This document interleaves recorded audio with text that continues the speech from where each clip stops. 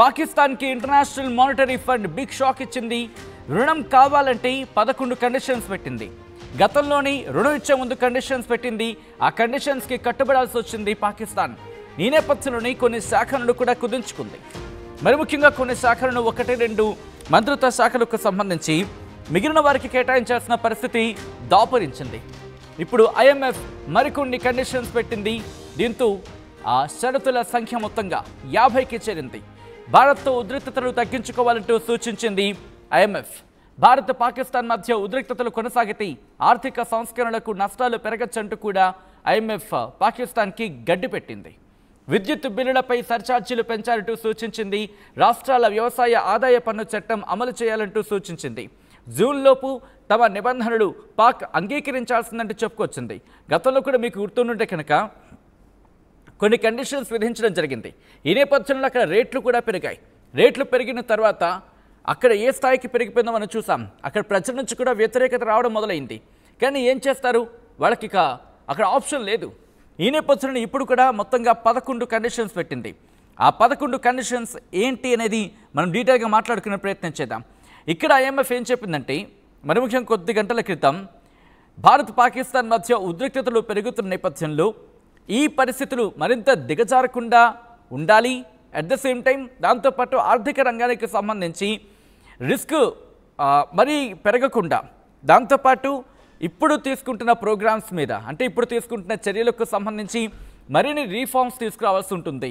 అంటే ఓ పక్క ప్రోగ్రామ్స్ని ఏర్పాటు చేసుకుంటూనే దాంతోపాటు మరికొన్ని రీఫార్మ్స్కి సంబంధించి చేసుకోవాల్సి ఉంటుందంటూ కూడా చెప్పుకొచ్చినట్టుగా తెలుస్తోంది.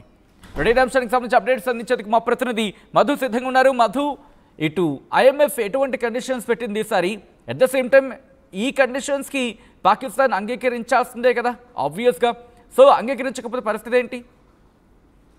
నిజంగానే ఈ మొన్ననే రీసెంట్ గానే నిధుల విడుదలకు సంబంధించినటువంటి క్లారిటీ వచ్చిన తర్వాత ఈ నిబంధనలు నిజంగానే ఇది కండిషన్లు అని చెప్పుకోవచ్చు. దీంట్లో IMF ద్వారా ఏదో రకంగా నిధులు తెచ్చుకోవాలి, ఆ నిధులను ఉగ్రవాదానికి ఉపయోగించాలి, ఉగ్రవాద శిబిరాలను నిర్వహించాలి, పాకిస్తాన్ బార్డర్ దాటి భారత్ లోకి ప్రవేశించే వారికి సౌకర్యాలు కల్పించాలి, ఇక్కడ అరాచకాలు సృష్టించాలి. ఇదే పని చేస్తా ఉంది. మరి ఎలాంటి ఒత్తిడి పనిచేసిందో తెలియదు IMF పైన. సో మొత్తానికి నిబంధనలు విధిస్తా ఉన్నారు. దానికి సంబంధించి వాళ్ళు చెప్పినటువంటి కండిషన్లను జూన్ లోపల యాక్సెప్ట్ చేయాలి పాకిస్తాన్ అనేటువంటిది నిబంధనలు పెడతా ఉంది IMF. దాంట్లో ప్రధానంగా పాకిస్తాన్ లో వ్యవహరించాల్సినటువంటి తీరు పైన, రాష్ట్రాల వ్యవసాయ పన్ను ఆదాయ పన్ను పెంచడంలో కానీ, ట్యాక్స్ పెంచడంలో, విద్యుత్ బిల్లులు సర్ఛార్జీలు పెంచాలనేటువంటి ఆలోచన కానీ, ఇంకా అనేక ఆర్థిక సంస్కరణలకు సంబంధించిన విషయం పైన IMF డిమాండ్ చేస్తుంది. దీంట్లో ఈ కండిషన్లు ఇప్పటి వరకు 11 కండిషన్లు పెరుగుతున్నటువంటి పరిస్థితి ఉంది. 50కి చేరా ఈ కండిషన్లు. IMF విధిస్తున్నటువంటి ఈ కండిషన్ల సంఖ్య. ఒకవేళ భారత్ తో కనుక ఉద్రిక్తలు తగ్గించుకోకపోతే వీటన్నిటిని కండిషన్ ఇంప్లిమెంట్ చేయాల్సిందే జూన్ లోపల అనేటువంటిది డిమాండ్. కానీ పాకిస్తాన్ అలాంటి బుద్ధితో లేదు. ఏదో రకంగా ఉద్రిక్తతలను పొడిగించే పనిలోనే కనిపిస్తా ఉంది. చూస్తా ఉన్నాం మనం. గతంలో రీసెంట్ గా కూడా చనిపోయినటువంటి ఉగ్రవాదులకి కుటుంబాలకి ఆర్థిక సహాయం అందించినటువంటి అత్యంత దౌర్భాగ్యమైనటువంటి పరిస్థితి పాకిస్తాన్ది. మరి IMF చెప్తున్నట్టుగా వీళ్ళు నిబంధనలు పెట్టినట్టుగా వీళ్ళు యాక్సెప్ట్ చేసే పరిస్థితులు ఉన్నాయా లేదా చూడాలి. గతంలో అనేక దేశాల నుంచి ఇలాగే ఆర్థిక సహాయం పొందారు ఏదో ఒక రూపంలో. అమెరికా నుంచి కానీ, చైనా నుంచి కానీ, తర్వాత ఇతరత్ర దేశాల నుంచి కానీ ఇలాగే ఆర్థికంగా లబ్ధి పొందారు. ఇప్పటికే చాలా తీవ్రమైన సంక్షోభంలో ఉంది పాకిస్తాన్ ఆర్థిక పరిస్థితి. వాస్తవంగా చెప్పాలంటే కూడా అక్కడున్న ప్రభుత్వం ప్రజల కంటే కూడా విదేశాలకు సంబంధించినటువంటి ఇన్వాల్వ్మెంట్ ఎక్కువగా ఉంది. బెల్ట్ రోడ్ విషయంలో కానీ, అభివృద్ధికి సంబంధించినటువంటి విషయాల్లో కానీ, ఆ చుట్టుపక్కల ఉన్నటువంటి దీవుల విషయంలో కానీ ఇతర దేశాలు తిష్ట వేసినటువంటి పరిస్థితి ఆర్థికంగా సహాయం చేసి. ఇప్పుడు IMF కూడా కండిషన్లు పెట్టడంతో పాకిస్తాన్ కు మరింత బిగుతుగా అయ్యే అవకాశం ఉంది. ఆర్థిక పరిస్థితి మరింత టైట్ అయ్యే అవకాశం ఉంది. ఇబ్బందికర పరిస్థితులు ఎదుర్కొనే అవకాశం ఉంది. ఖచ్చితంగా భారత్ తో ఉగ్రవాదకు సంబంధించినటువంటి విషయాల్లో భారత్ డిమాండ్ చేస్తున్నట్టుగా ఈ ఉద్రిక్త పరిస్థితులు తగ్గాలి అంటే ఈ IMF చెప్తున్నట్టుగా వాళ్ళు తగ్గించుకోవాల్సినటువంటి అవసరం. అంటే టెర్రరిజాన్ని కంట్రోల్ చేయాల్సి ఉంటుంది. భారత్ తో పదే ఢిల్లీ కచ్చాలు మానుకోవాల్సి ఉంటుంది. అది మానుకోవాలంటే భారత్ డిమాండ్ చేస్తున్నట్టుగా ఉగ్రవాదాన్ని, POK అంశాన్ని పరిష్కారం చేసుకోవాల్సినటువంటి అవసరం ఉంది. సో మొత్తానికి త్వరలో మరిన్ని కష్టాలు ఎదుర్కొనే అవకాశం ఉంది పాక్ IMF నిబంధనలతో. ఒక్కసారి మీరు లైన్లో ప్రయత్నం చేయండి. ఆ 11 కండిషన్స్ ఏంటి అనేది డీటెయిల్గా ఇంకా మాట్లాడుకునే ప్రయత్నం చేద్దాం. మరి ముఖ్యంగా $17.6 ట్రిలియన్ సంబంధించిన బడ్జెట్ని పార్లమెంట్ అప్రూవ్ చేయాల్సి ఉంటుంది. ఇది ఎప్పటికల్లా 2025 జూన్ లక్ష్యానికి సంబంధించి 2025-26 ఆ ఫిస్కల్ ఇయర్కి కొత్త బడ్జెట్తో IMF ప్రోగ్రామ్స్ టార్గెట్గా పెట్టుకుని 2025 జూన్ 25 కల్లా వీటిని పార్లమెంటరీ బోర్డు ఉంటుంది, అదే అప్రూవల్ చేయాల్సి ఉంటుంది, పార్లమెంట్ అప్రూవల్ చేయాల్సి ఉంటుంది. ఆ తర్వాత agricultural income tax reformat provincial levels 4 ప్రొవిన్సులు ఉన్నాయి, అంటే 4 ప్రాంతాలు కదా వాళ్ళకి, సింధ్, పంజాబ్, అలాగే బలూచ్గా మాట్లాడుకున్న అదొకటి, ఖైబర్ పఖ్తుంఖ్వా, ఈ 4కి సంబంధించి ఇక్కడ వ్యవసాయ పన్నుకు సంబంధించిన రీఫార్మ్స్.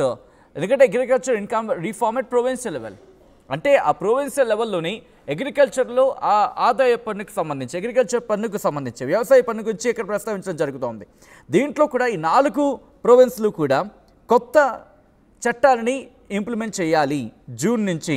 దాంట్లో ఏంటి, ట్యాక్స్ పేయర్స్కి సంబంధించి వాళ్ళ ఐడెంటిఫికేషన్ రిజిస్ట్రేషన్ ఉండాలి, దాంతోపాటు కంప్లైంట్స్ ఇంప్రూవ్మెంట్ ప్లాన్ ఉండాలి, అలాగే కమ్యూనికేషన్కి సంబంధించి ప్రచారం జరగాలి, అలాగే ఆపరేషన్కి సంబంధించి ఆపరేషన్ రిటర్న్ ప్రాసెసింగ్ ప్లాట్ఫామ్కి సంబంధించి కూడా ఇవన్నీ జరగాలి. ఇది రెండోది.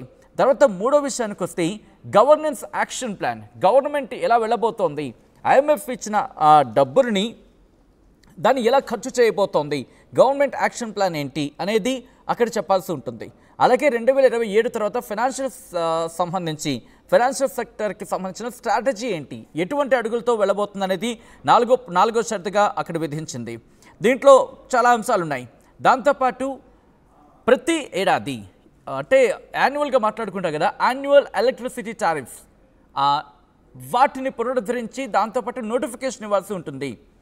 దీంతోపాటు జూలై కల్లా దీన్ని నిర్వహించాల్సి ఉంటుంది. అలాగే సెమీ యాన్యువల్ గ్యాస్ టారిఫ్స్ అంటే సాధారణంగా గ్యాస్కి మన వంట గ్యాస్ ఉంటుంది కదా, దాంట్లో కూడా మార్పులు చేర్పులతో నోటిఫికేషన్ ఇవ్వాల్సి ఉంటుంది. అది 2026కి సంబంధించి గ్యాస్ ప్రైసింగ్ని దీన్ని కూడా పూర్తి చేయాల్సి ఉంటుంది. ఆ తర్వాత 7వది పవర్ లెవీకి సంబంధించి ఆర్డినెన్స్ లెజిస్లేషన్.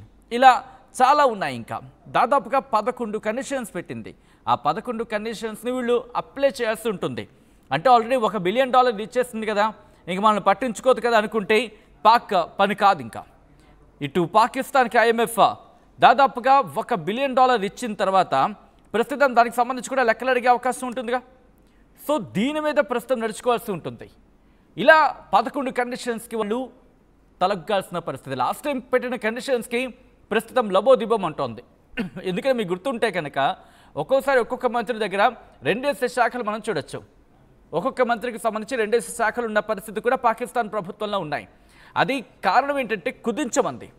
మీరు ఒక్కొక్క మంత్రి ఒక్కొక్క శాఖ తీసుకుంటే మీకు పనులు కావు, అంటే డబ్బులు ఎక్కువ అవుతాయి, వీటిని కుదించుకోండి అంటే IMF ఎటువంటి డైరెక్షన్స్ ఇచ్చిందో, IMF ఇచ్చిన డబ్బులు ఆ డైరెక్షన్లోనే పాకిస్తాన్ ప్రభుత్వం వెళ్లాల్సి ఉంటుంది. ఖర్చుల విషయానికి సంబంధించి ఇక్కడ చెప్పాల్సి ఉంటుంది. ఇది పూర్తి స్థాయిలో అడిగితే అంటే మీరు ఎలా ఖర్చు చేస్తారో దానికి సంబంధించి చెప్పమని అంటుంది. ఖర్చు చేసిన తర్వాత కూడా ఎలా ఖర్చు పెట్టినని చెప్పి అడగాల్సిన అవసరం ఉందంటూ కూడా IMF మీద ప్రెషర్ పెట్టిన పరిస్థితి ఉంటాయి. ఇటు భారత్ కీలకంగా ప్రయత్నం చేసింది అక్కడ నిలువరించే ప్రయత్నం, కానీ అక్కడ జరిగింది పాకిస్తాన్కు మిగిలిన దేశాలు, మరి ముఖ్యంగా అమెరికా లాంటి దేశాలు కూడా అక్కడ వత్తాల్సి పలికాయి. ఆ ఓటింగ్లో అమెరికా కీలక భాగస్వామ్యం ఉన్న సందర్భంలో అమెరికా మద్దతు తెలిపింది. కాబట్టి $1 బిలియన్ అనేది రావడం జరిగింది. సో ఇకపై రావాలి అనుకుంటే కనుక ఈ 11 కండిషన్స్, దాంతోపాటు పాత కండిషన్స్, వీటన్నిటికీ తలొగ్గి ముందుకు వెళ్లాల్సి ఉంటుంది.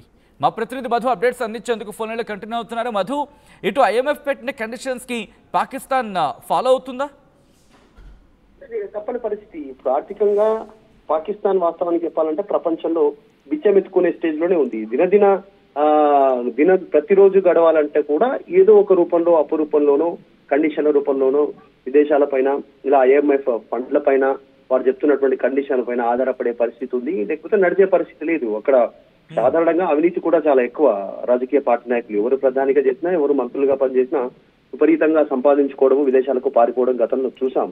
నవాజ్ షరీఫ్ కానీ అంతంలో ఉండే, ఇప్పుడు గతంలో ప్రైమ్ మినిస్టర్ గా పనిచేసిన ముషారఫ్ కానీ, ఇవన్నీ కూడా కుటుంబాలు వేల లక్షల కోట్లు సంపాదించుకోవడము, దేశం దాటి వెళ్ళిపోవడం, దేశాన్ని తగిలేయడం, ఇలాంటి సిచ్యువేషన్ అయినా పాకిస్తాన్ పరిస్థితి మారట్లేదు. అక్కడ ప్రజలలో మార్పు రావట్లేదు. ప్రభుత్వాలు కూడా అదే విధంగా టెర్రరిస్టులకు ఊతం ఇవ్వడము, ఇలా నిధులు తెచ్చుకోవడము, ఏదో ఒక కండిషన్ ఎన్ని కండిషన్లు పెట్టినా కండిషన్లకు ఓకే అంటారు, తెచ్చుకుంటారు వాళ్ళు. పాకిస్తాన్ మాత్రం ఈ దీనావస్థితిలో రోజు రోజుకు అప్పు పుట్టనటువంటి స్టేజ్ లో పాకిస్తాన్ వెళ్ళింది. మనం చూసాం, ఇప్పటికే దౌత్యపరమైనటువంటి ఒత్తిడి ఉంది. పాకిస్తాన్ అంటే నమ్మే పరిస్థితి లేదు ప్రపంచంలో. ఒకవేళ ఎవరైనా వాళ్ళకు సహాయం చేస్తున్నారు అంటే దాని వెనకాల ఖచ్చితంగా వాళ్ళ స్వలాభం ఉంటుంది. ఇప్పుడు చైనా విషయమే పక్కన చూసుకుంటే మనం ఎన్నోసార్లు చూస్తాం, అక్కడ ఎకనామికల్ రోడ్ ఏదైతే నిర్మిస్తా ఉన్నారో పాకిస్తాన్ లో చైనా నిర్మిస్తున్నట్టు రోడ్డు, దానికి సంబంధించి ఎంత మేర డిమాండ్ స్టాక్ ఎక్స్చేంజ్ లో దాదాపు 40% పైగా చైనా చేతిలోకి వెళ్ళిపోయింది. పాకిస్తాన్ కి సంబంధించినటువంటి స్టాక్ మార్కెట్ అంతా, స్టాక్ ఎక్స్చేంజ్ అంతా కూడా. సో అలా అన్నిట్లలో ఇన్వాల్వ్ అవుతా ఉన్నారు. పేరుకే పాకిస్తాన్ అయినా అక్కడ పెత్తనం మిగతా దేశాలలో ఉండే అవకాశం ఉంది. ఏదో ఉగ్రవాదం పేరు మీద నెట్టుకొచ్చే ప్రయత్నం చేస్తా ఉంది. చివరికి అదే పాకిస్తాన్ ముంచే అవకాశం ఉంది. ఇప్పుడు IMF పెట్టిన కండిషన్లతో కూడా మరింత ఆర్థికంగా టైట్ అయ్యే పరిస్థితి ఉంటుంది.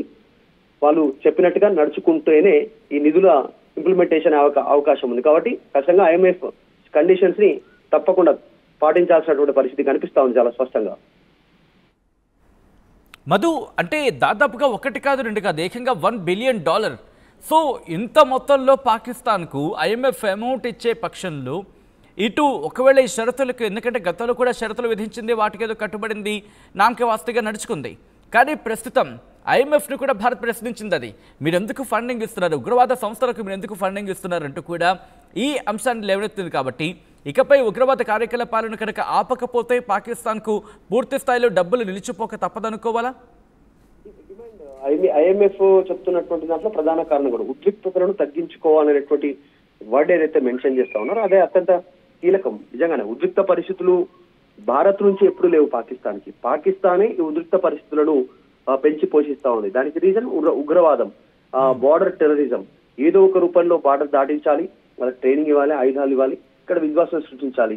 ఈ ఉద్రిక్తతలను తగ్గించాలనేదే IMF సంబంధించినటువంటి వారి మాటల్లో అంతరార్థం చాలా స్పష్టంగా. అంటే ఉగ్రవాదాన్ని పెంచి పోషించొద్దు, దూరంగా ఉండాలి, కావాలంటే ప్రజా సంక్షేమం పైన చెప్తున్నట్టుగా సంస్కరణల పేరిట కొన్ని చేంజ్ చేసుకోండి, అక్కడ డబ్బును రొటేషన్ చేసుకునేటువంటి విధానంలో పెంచుకునేటువంటి విధంగా ప్రభుత్వాన్ని నడుపుకునేటువంటి విధంగా ఆ రకంగా ఉండాలనేటువంటి చాలా స్పష్టమైనటువంటి మొత్తం 11 కండిషన్లు కనిపిస్తా ఉంది. మరి భారత్ తో ఈ ఉగ్రవాద విషయంలో ఉద్రిక్తలు తగ్గకపోతే మాత్రం కష్టతరమైన పరిస్థితులే పాకిస్తాన్ ఎదుర్కొనే అవకాశం ఉంది. ఖచ్చితంగా IMF నిధుల విషయంలో ఎక్కడ ఖర్చు పెట్టారు, ఏం చేశారు, దానికి సంబంధించినటువంటి వివరాలు కూడా అడిగే అవకాశం ఉంది. రైట్ మధు, మొత్తంగా అయితే మాత్రం ఇంటర్నేషనల్ మానిటరీ ఫండ్ ఇటు పాకిస్తాన్కు బిగ్ షాక్ ఇచ్చిందా అంటే అవుననే మాట వినిపిస్తూ ఉంది.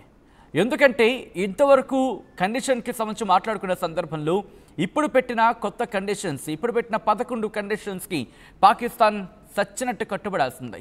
ఎందుకంటే ఆ 11 కండిషన్స్ కనుక ఒప్పుకోకపోతే నెక్స్ట్ ఆ ప్రొసీజర్ ఏదైతే ఉంటుందో వాటికి అడ్డంకిగా మారుతుంది. 50కి చేరాయి మొత్తం IMF కండిషన్స్ సంఖ్య. భారత్లో ఉద్రిక్తతను తగ్గించుకోవాలంటూ IMF సూచించింది. భారత్ పాక్ మధ్య ఉద్రిక్తతలు కొనసాగితే ఆర్థిక సంస్కరణలకు నష్టాలు పెరగచ్చంటూ కూడా IMF చెప్పుకొచ్చింది.